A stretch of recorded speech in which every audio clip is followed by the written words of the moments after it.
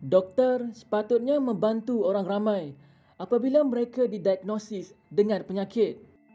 Bagaimanapun, Dr. Harold Shipman bukan sahaja menggunakan kepakarannya untuk mengambil kesempatan ke atas pesakit. Dia menjadi salah seorang pembunuh bersiri paling prolifik dalam sejarah dunia.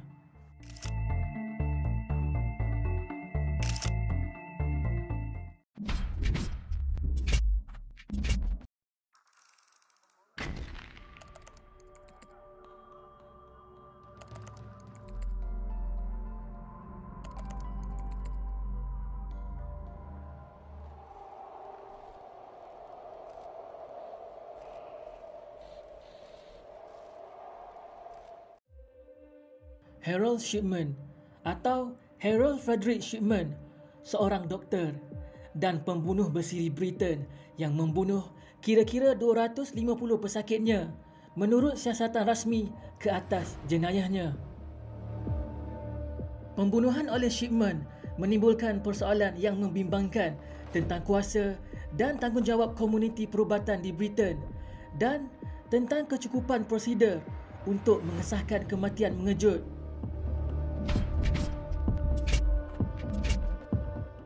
Shipman dilahirkan dalam keluarga kolor biru di Manchester. Bapanya seorang pemandu lori dan ibunya seorang suri rumah. Dia merupakan seorang kanak-kanak yang bijak dan mula meminati bidang perubatan setelah menyaksikan ibunya meninggal dunia sejurus menerima suntikan morfin daripada doktor untuk mengurangkan kesakitan akibat kanser paru-paru yang dialaminya. Pakar kemudiannya membuat spekulasi bahawa inilah saat yang mengilhamkan pembunuhan sadis dan modus operandinya.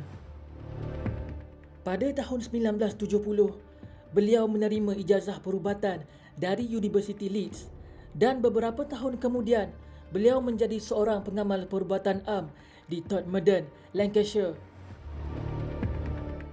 Pada tahun 1975, selepas didapati bahawa dia telah menulis beberapa preskripsi palsu untuk painkiller jenis betadine yang mana dia telah menjadi ketagih. Shipman telah diberhentikan dari menjadi pengamal perubatan dan menjalani pemulihan dadah. Pada tahun 1977, Shipman segera bangkit dengan mendapat pekerjaan sebagai pengamal perubatan am di Bandar Hyde di Greater Manchester, di mana akhirnya dia mendapat kehormatan dan mengembangkan kerjayanya sebagai doktor. Namun, tiada siapa yang tahu bahawa pada masa yang sama, doktor yang disanjung tinggi ini secara rahsia membunuh pesakitnya.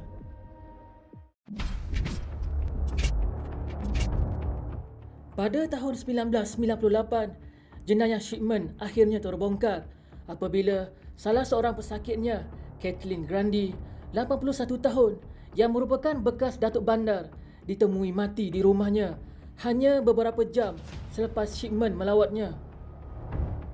Keluarganya bingung dengan kematiannya yang tiba-tiba. Pertama, dia nampaknya dalam keadaan sihat. Kedua, wasiatnya telah ditukar untuk memberi manfaat kepada Shipman yang mana mewariskan seluruh harta pusakanya bernilai kira-kira 400,000 pound sterling, sekitar 1.4 juta ringgit Malaysia. Dan akhir sekali, desakan Shipman bahawa tiada bedah siasat diperlukan.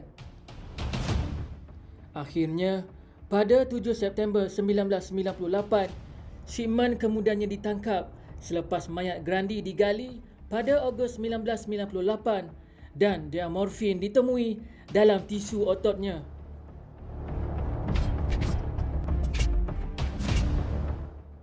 Pada tahun 2000, dia disabitkan dengan 15 pertuduhan membunuh dan 1 pertuduhan pemalsuan dan dijatuhi hukuman penjara seumur hidup. Early this morning, he'd hanged himself using his bed sheets. He wasn't on suicide watch. Shipman membunuh diri semasa di penjara dengan cara menggantung diri di dalam selnya pada tahun 2004. Siasatan kerajaan telah diarahkan untuk menentukan berapa ramai lagi pesakit Shipman yang mungkin telah dibunuh. Pada tahun 2005, laporan rasmi mendapati bahawa dia telah membunuh kira-kira 250 orang bermula pada tahun 1971.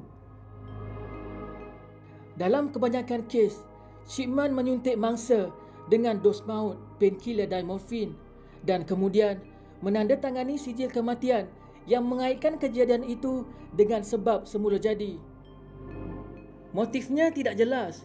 Ada yang membuat spekulasi bahawa Shipman mungkin berusaha untuk membalas dendam atas kematian ibunya, sementara yang lain menganggap dia mengamalkan euthanasia, menyingkirkan populasi orang tua yang mungkin telah menjadi beban kepada sistem penjagaan kesihatan.